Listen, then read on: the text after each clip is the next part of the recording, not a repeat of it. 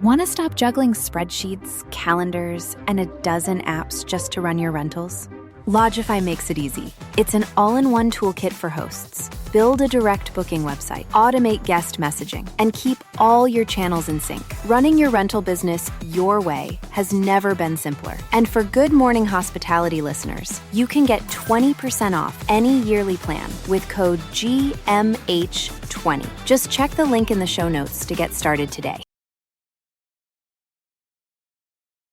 Welcome to Good Morning Hospitality, your one-stop shop for the latest news, noteworthy trends, and thought-provoking discussions across the industry. From hotels to short-term rentals to all things travel and hospitality, you'll find each episode equips you with the information that you need to start your week.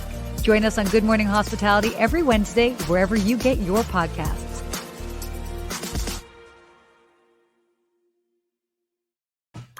Happy New Year! Happy New Year. Excited to be back.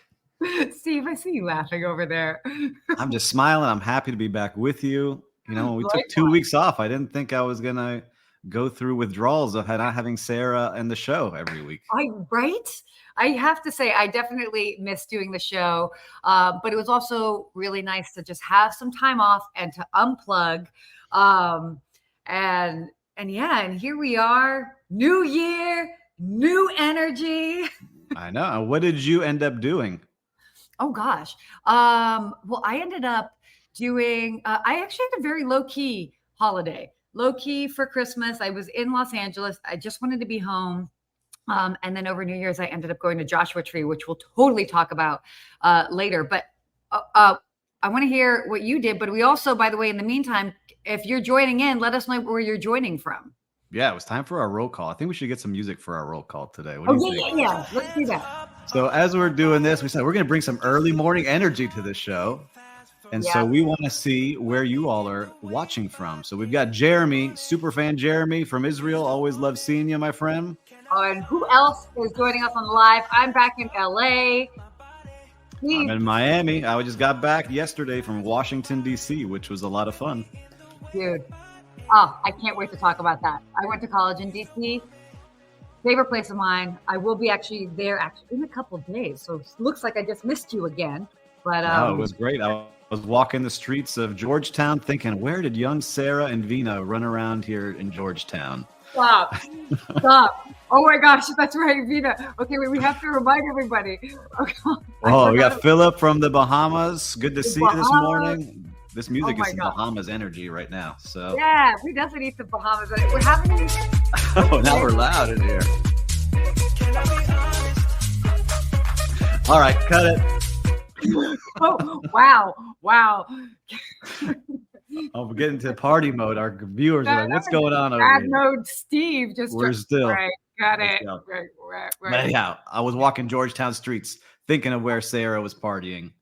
Sarah wasn't a big partier in the. I could see her running around there. But Rebecca from DC, I was just there. Rebecca. So, okay, we might have to good come to see you. Hello. All right. As you can see, we are totally starting off the show with a little bit of different energy because why not? You know, like we have to have a little bit of fun in what we do. And so I hope you understand where we're coming from. Just want to keep it light before we dive into the serious topics. No, I love it. Well, I'm just laughing because I love the energy we've got here. I really missed it. And I love seeing all of you joining from around the world. Always good to have you here. And I know how busy it is, especially this first week of the year for everyone in hospitality. So just taking the time to listen to us live. And if you're listening to us afterwards, thank you for joining us. Oh, wow. I feel like we've got like MC Steve on the show today. Well, listen, I used to be part of the DJ Turk crew. You know, hey, look, I was on Hot 99.5, an assistant morning show producer when I lived in Washington, D.C. Yep, on a radio show. Well, I love seeing Arnaldo joining us from Miami. We got a lot of good people joining us here today. Great people. All right. Well, why don't we go ahead and dive into the topics? Because I know that we also have some stories to share from our personal travels over the holidays that I will want to get into. But in the meantime, if you guys have questions or if you have comments on the topics we're talking about, please share them live. Oh, cool. Oh, we got San Francisco in the house. I love it. You were up early, joining that early morning energy crew. That's right. I like that we're planting those seeds here of the early morning energy. We are. Okay. So our first topic of the day, we're going to be talking about the loyalty race that is happening right now, where Hilton is gaining on Marriott. For those that have been paying attention, Marriott has definitely been kind of dominating the loyalty program. But in the past year, Hilton has definitely stepped up, and they're pretty much on track to overtake Marriott as far as loyalty member counts by the end of 2024, which is pretty interesting. And then they also kind of talked about the other hotels that are brands that are doing really well. Hyatt is also showing a large growth. And then if we're looking to, brands that are based in Europe, as far as Accor and IHG, they are also like two of the largest in the world. But it's interesting, they don't have as large of an enrollment in their loyalty programs as Hilton, Marriott, and Hyatt. A lot of it has to do with hotel density, like where, how many places you've got hotels. Is it easy to go ahead and cash in on those rewards and all of that? What are you seeing there, Steve? Well, first, I'd like to see, if you're listening out there, are you part of these membership programs? Are you part of Marriott? Are you part of Hilton? Are you part of IHG, Hyatt? Or is it just kind of whatever your credit card points take you? I'm curious to see. Or do you just focus on the brand of your hotel that you work at? Mm-hmm. It'd be interesting to see. So here's what I like seeing is that there's 192 million people signed up for Marriott and 173 million for Hilton. Like, these numbers are gigantic numbers. These are bigger than most countries. And these private companies now have access to all these things to be able to provide to their loyalty members. But there's another kind of, like, not a dark side, we'd say, is some of the franchise owners don't love having these because they don't get paid as much as a regular dollar. But if you don't have those loyalty guests, you're not filling up that hotel. So it's this even line where you got to kind of walk with the revenue managers to really decide how many points are we allowing in the hotel? Are we allowing it for regular rooms, for suites? Where are we getting these people? So it's a whole science that I don't know enough about, but I would love to learn more about. It's we have a loyalty expert so we can call on. Do you guys think that we should have a loyalty expert on? I do. I think we should. We talked about it last time, talk about a points guy. And we see Will Slicker, Bonvoy Marriott. We got Jeremy, who's with Hilton. Okay. I just signed up for IHG. Wow. Oh, so this is my okay, Bonvoy boy. Okay. So interesting that this is my rule of thumb when it comes to loyalty programs. If I'm staying at a hotel that's part of like a larger chain, or if I'm flying an airline, I join every loyalty program. I earn points for everything that I ever spend on travel, even if it's not my main, brand that I stick with. So you just joined, you said you just joined. I just joined IHG because they made it very simple. I was at an Intercontinental in Washington, D.C. They asked me if I wanted to be in it. I said yes. They signed me up in 15 seconds and now I'm a member. But I've always been loyal to like my credit card points. Oh, okay. But like American Express gets you Hilton, I think like gold right off the bat. So yes. And not only that, but they also right now, side note, because I was looking at my American Express points. So this is what's really tricky is that the American Express points right now, 1,000 Amex points will actually transfer into 2,000 Hilton points, and only 1,000 will only transfer into 1,000 Marriott points, Bonvoy points right now. But I play the field. You should. No, but it's interesting to see it because it is a big battle, and they're starting to like one up each other in these point games. So like if you're staying at these places, you can do them, and now they're starting to spread into vacation rentals. They're starting to spread into, some of these places are like Ritz-Carlton has their yachts now, so that's part of Marriott. Yeah. So now you can start using points in all different kind of places. So it's interesting. You could have kind of whatever you want if you're working with some of these bigger brands that are getting into all different spaces. Yeah. No, I think it's great. And it is really interesting that, obviously hotels can really look to airlines as far as the game, because airlines, I mean, we just don't have as many airlines to choose from. So like the loyalty game it's far more prevalent there. They have many, many more members. But again, hotels can learn so much from airlines in regards to that. And, we'll just see how they evolve, because it's a big game, and it's something that, it's so big of a game that you do have independent hotels that they actually become part of other sort of like independent hotel loyalty programs. There are several ones out there. So it's definitely not something to sleep on. No, it's only going to get bigger. As Gen Z says, they want to travel and have experiences. So they're going to be joining in waves, these loyalty programs. Did Gen Z call you up and tell you? I just did an article on it and a little study in my newsletter. You can check it out at thehospitalitymentor.com and see what Gen Z and millennials really want. Wow, I like that. I'm going to have to read your article. See, come on, we'll study it together after this. This is hilarious. Oh my God. All right.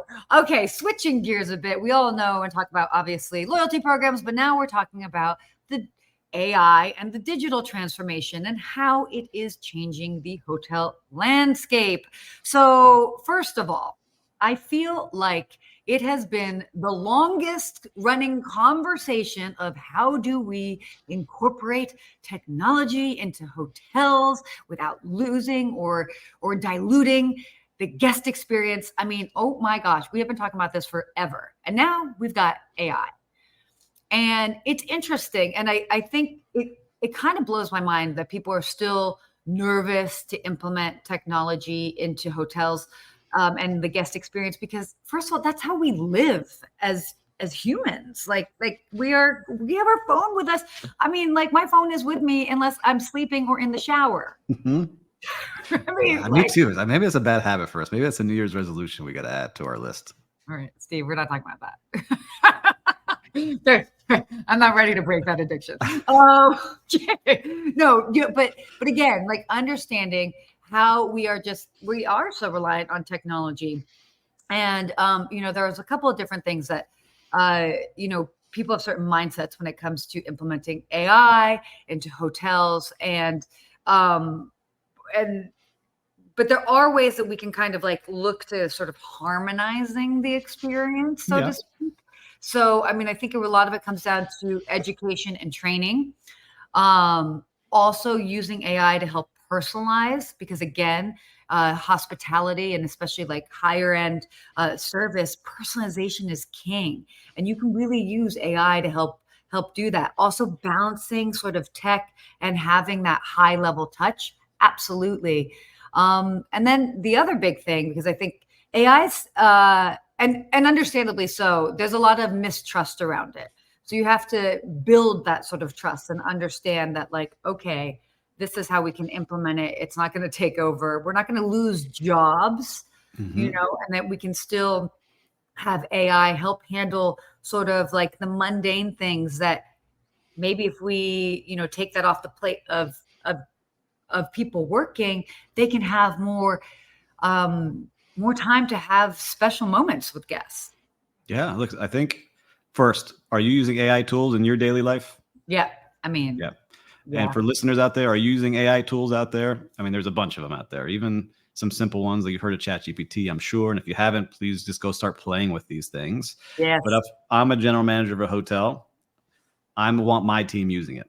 Yeah. Because we are all short-staffed, the majority of hotels. The teams are a little stressed out.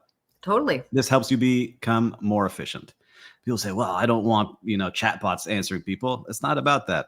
Here's a perfect example that I think would work wonderfully. I just tested it. So I went to Washington, D.C. I asked ChatGPT, I'm going to Washington, D.C., family of 4. Here's ages. Here are the dates I'm going to be there. Here's kind of what I'm looking for. Give me an itinerary. Gave me an itinerary. I spoke to the concierge, Mr. Khan, wonderful guy over there. Very similar. And then I went through my agenda with him and he said, I would change this for something else. Right? Wait, what was Mr. Khan's first name? I don't remember his first name, but he's an excellent concierge. Does he have keys? He has keys. Yep. He was excellent. Okay, we'll talk about this offline. But anyway, So it was excellent because he helped tweak it. And so I would love my concierge to be able to take all that data in and very quickly be able to come up with different ideas.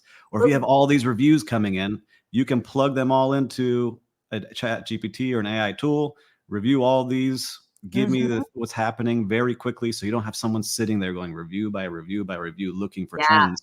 This can happen in seconds and free up that person. So it's countless ways to do it. Food and beverage, there's 1,000 ways to use it to help you inspire with menus and cocktails and different coffee drinks for the holidays. Please, hoteliers, don't be afraid of this. It's not that you're replacing somebody with a robot. Use it to make your team more efficient, make their lives better, and make your guest experience better. I'm telling you, it's going to pay off. And thank you for coming to Steve's TED Talk. Sorry, I'm getting fired up about it because I talked to so many executives. I asked them, have you tried ChatGPT? No. Has your team tried it? No. I went to go speak at a university for hospitality students, and half the room had never used it. And so these are the young generation coming up. I'm like, come on, guys, let's go. Sorry, fired up here.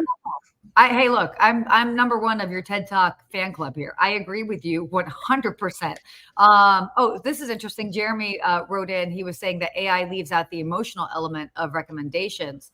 And again, it's not necessarily going blindly on it, but it is like, it's a good starting board, starting place, like, especially if you don't know anything about like a destination, it gives you an idea. And keep in mind, like AI is kind of pulling from all sorts of things online. So you're talking about blogs, news articles, all of that. So it's not to say that it's maybe totally wrong, but I always say it's always good to cross-check the information.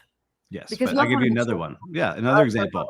People spend so much time making schedules, right? Like they're just going through, I got to make a schedule, or I got to do the payroll and the budget. Like these are tools that can make things happen instantly versus spending hours behind in an office with no windows, staring at a screen, going through your book of people's request time off. Like I can see it happening, and it's still happening. And so why not give people the tools to make it more efficient? So like Arnaldo says, he doesn't want to see AI used to make the customer experience, but to enhance it, right? I agree. Yes. And that's what it should be. It should not be you talking to a chat bot that is not a human, right? I still think you should have that, but that human could have the tools to be able to understand so much about what's going on. Yeah, it's all about streamlining processes that maybe you don't necessarily need a person for. And so that, again, you can free up the individuals that are working at the hotel to have more of those in-person experiences. So definitely not something to be scared of by any means. Well, listen, you can play with mine. I made a hospitality mentor GPT. You can take a picture of any wine, spirit, or beer. It will tell you the history of it and tell you what to pair it with, what kind of food. So go play with it. Oh my gosh. Steve, how many hours in a day do you have? I feel like you're operating on like 32 hours in a day. Like every time I'm like, how are you doing like so much? It's just with the help of AI. Yeah. Okay. See, there you go. Proof right here. Apparently I'm old and slow to enhance my. You're not. Listen, you've got it, and you've been using it. We're going to keep using it this year. Totally. All right. Well, there you go. If you guys have more thoughts on AI, definitely leave the comments here. But why don't we go ahead, switch gears? Let's talk about travel just in general, some big sort of travel trends that we're sort of forecasting into 2024. What are you guys seeing? Let us know as we kind of talk about this particular topic. Some experts are saying that 2024 is the year of globetrotting because people are really looking to go to international destinations. And why I love that, we're not using the term the year of revenge travel. Like people are like, I want to get back out there and go to some places that maybe I haven't been whether it's in a while or ever, but really kind of seeking something that's different from necessarily just at home. And I love when people double down on international travel. Obviously, if you're in different parts of the world, like in Europe or even parts of the Middle East, it's easier to kind of hop around to different countries. Space is just more confined. It's closer. It's easier to do. But in the United States, even for example, just for me to get from the West Coast to the East Coast, that's like a 4.5, 5 hour flight, depending on where I'm going. So obviously it's trickier when you're in the United States, but when people are really making a point to travel internationally, it's always wonderful because you just learn so much about humans and all of that. So London, Rome, Paris, always the fan favorites. By the way, the Olympics are in Paris this year, so that's something to keep in mind. But then also people are really looking to go to Europe. So major cities in Europe like Tokyo, Seoul, South Korea, Shanghai. A lot of these have, reopened in sort of the more recent history. And so people are really looking to get back out there. But you have anything that's high on your list? I've always wanted to go to Japan. I have Same. not made it out there. And I think everyone that goes tells me I would love it. But one of my goals for this year is to visit 4 new US cities. Because there's so many US cities that are, great places. We just never would expect it to go. And so this is true. I really want to go visit 4 new places really in the middle of the country. I've never really been in the middle of our country. I'm always on the coasts. Known for barbecue. Keep going. Kansas City. I want to check out Montana. I've never been up to Montana to go check that area. I never have either. You're right. I mean, we got to check that out, right? I've never been to the Grand Canyon. I've never been to any of these like national places. So I need to go check these out, especially with my kids now. They love traveling. We just went through Christmas and Santa came and they're like, these toys are awesome, but we love going places. I was like, all right, we're doing something right here. So let's get them to some more places and let's keep it going. I love that. And that's so, honestly, like, I think that's the best gift that you can give your kids is the opportunity and then the idea and excitement of travel, because they grow and learn so much. And those become such core memories, like they'll always be like, oh, remember the time that we went here. And even if like something like not great happens on the trip, obviously fast forward a couple years and it's something that they'll laugh about and they'll have, you have this like fun memory where you're like, oh God, remember the time where like, whatever happened. I got his arm eaten off by an alligator. Oh yeah, real funny. No, just me? Okay. All right. Or we've eaten alligator when you come on down here to the Everglades. You see? Yeah, about that. No. But what about you? Where do you want to go? And listeners, while Sarah's telling us, I'd love to see where you want to be traveling to this year, because, I also want to get your opinion. I saw something about travel dupes, which I'm really interested in, because people are traveling to like Bali, but you could do the same thing in the Caribbean with certain things, right? So where do you want to go? Oh, I definitely want to make a point for more international travel and definitely more travel for myself personally. Obviously, for those that know and follow me, not necessarily because I don't share all my travels on LinkedIn, although I probably should do more. I should. I travel I travel a lot for work. So quite often when it comes time to like having time off, I'm not like, well, let me hop on a plane again. But there's something that's different when you can experience a place for yourself. And so interestingly enough, I'm missing Europe. So I think I might like go back to Europe this year, maybe hop around, whether I do a little bit of France, Germany. I have, oddly enough, never been to Spain. Oh, it's one of my favorites. I thought you would love it there. I know. And it's so funny because I've been to Portugal like a bazillion times, which most people don't make it necessarily to Portugal, but they make it to Spain. But yeah, it's also due to where family is. But and then maybe last continent on my list, Africa. I think I'd like to, and which is crazy because I used to live in Saudi Arabia as a kid, right across the Red Sea. Could right look. there. Yeah, but no, I couldn't look. You get the point. Still somehow never made it to Africa. I've been to Antarctica and I have not been to Africa. That's crazy. I know. See, I want to do some more adventure travel. That's the goal this year. 4 cities, adventure travel that I can bring family along. That perfect. Done. You know what? And by the way, if we happen to do something that we meet up at some city and we do the show, definitely bring your family. And they might need to make an appearance on the show. My daughter would love to. We're going to see. She's been wanting to get on YouTube, on Instagram. She's turning 8 this year in February. So we're going to see when we allow that to happen. Well, there could be some fun there. There could definitely be some fun. I like it. Okay. Why don't we quickly talk about our last topic here? We got Jeremy says he's going to join us in Japan. And he's going to be the concierge instead of AI. All right. I hear you, Jeremy. I hear you. Oh my, Jeremy, for the record, he wasn't just using AI. He used it as a springboard and then went to the concierge. I did. And Mr. Khan, excellent. Steve is not going to do us dirty like that. He's definitely going to be supporting the concierge world. Yes. Okay. Are we going to be back to the golden age of cheap flights? This is really interesting because obviously flights have become more and more expensive, inflation, blah, blah, blah, all the exciting things that are happening in the world right now. I say that tongue in cheek. But at some point, like they can't keep getting more expensive because you can't price people out. You still need people to travel. So it's going to be interesting. They're we have 2 potential airline mergers within the United States that are happening. JetBlue and Spirit.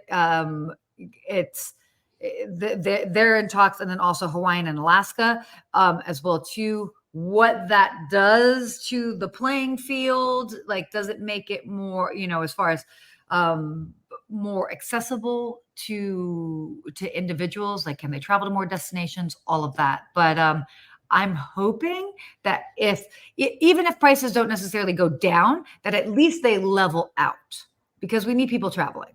Yes, we do need people traveling. And look, I fly with my family, so it starts getting more and more expensive, right? But now it was a little bit better at the end of this year than it was at the beginning for us. That's fair. You made me a fan of Delta, so I flew Delta both ways. So you can tell that Delta know you influenced me for sure. And get in there. But what I like seeing is that I started using a new tool with Google Flights. I didn't know about it. And so I started using Google Flights, and it you can put in anything, like an idea of where you want to go, and it'll start to alert you on all different kind of prices. And there's starting to be some great deals out there.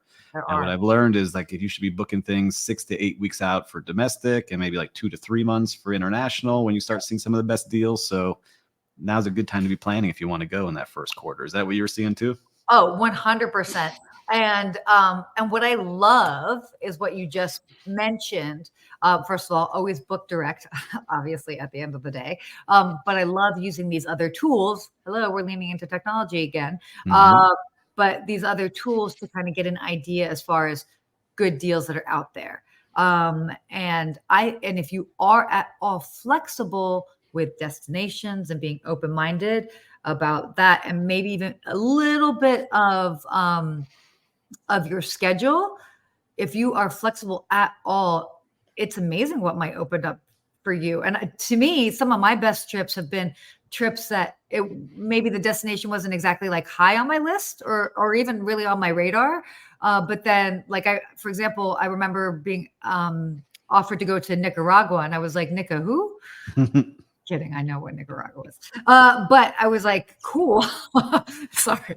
That's really how I spoke. But like, I ended up going, and I had a phenomenal time. Phenomenal. And I was like, wow, this just wasn't even on my radar, but I ended up going. And so definitely look for deals to maybe open your mind to destinations you just wouldn't have thought of at first.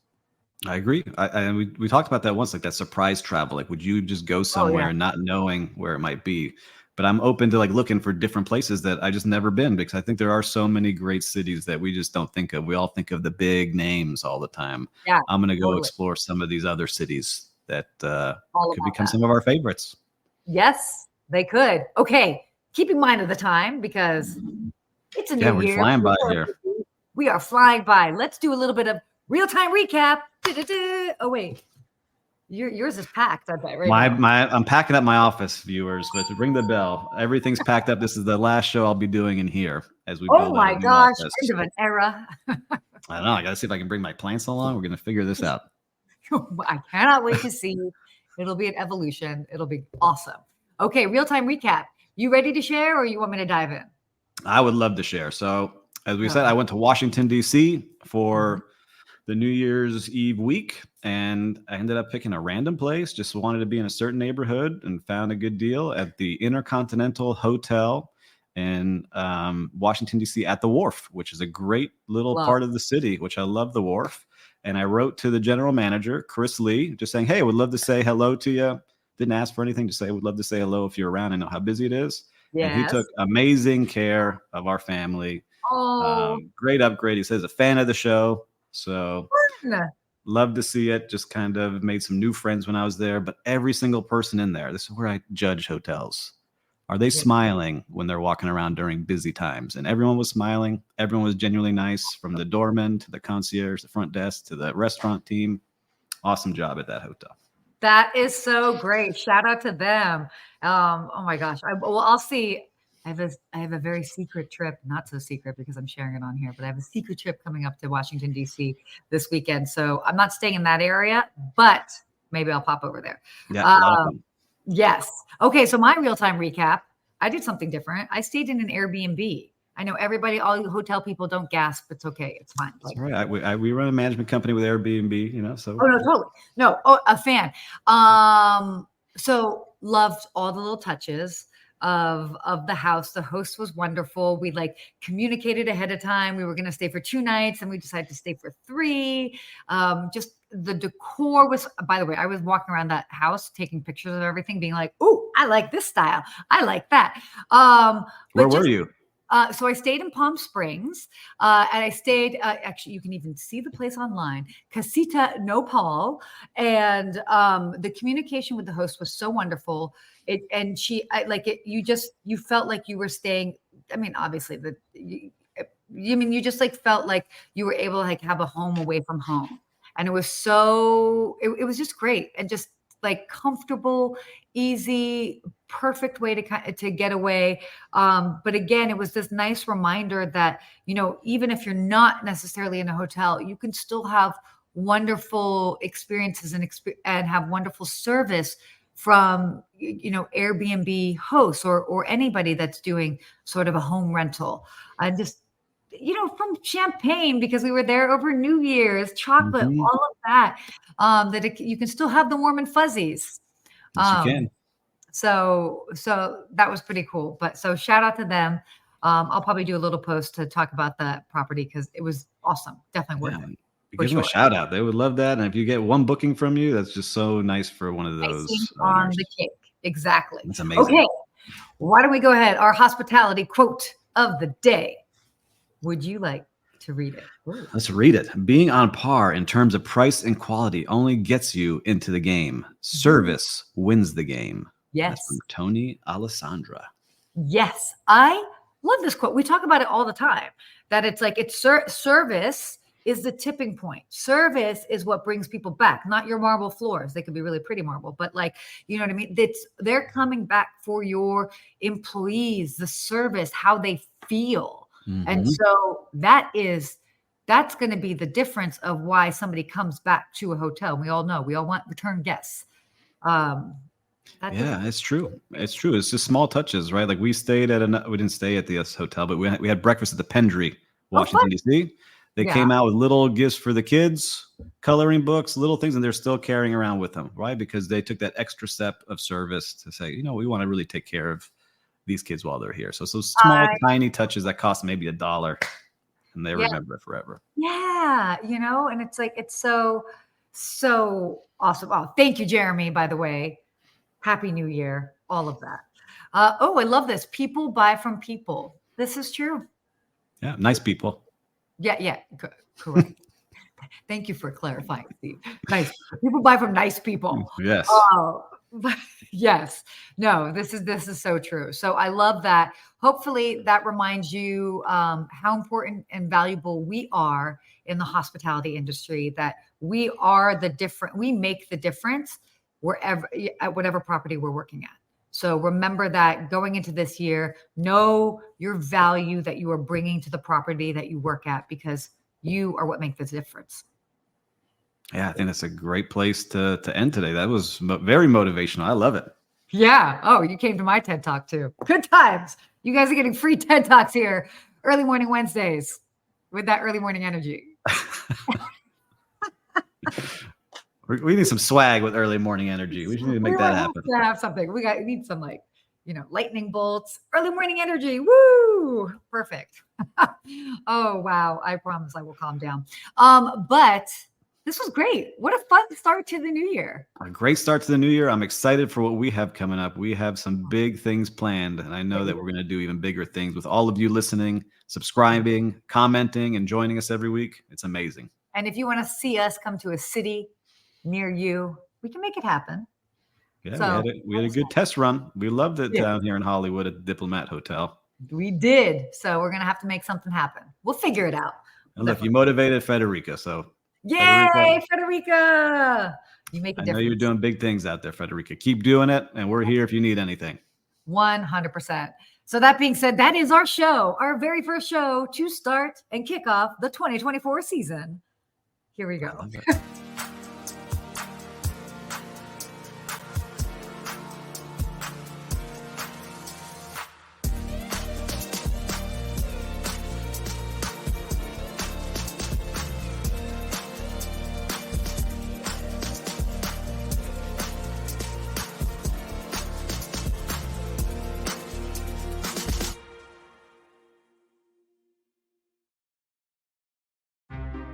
Want to stop juggling spreadsheets, calendars, and a dozen apps just to run your rentals?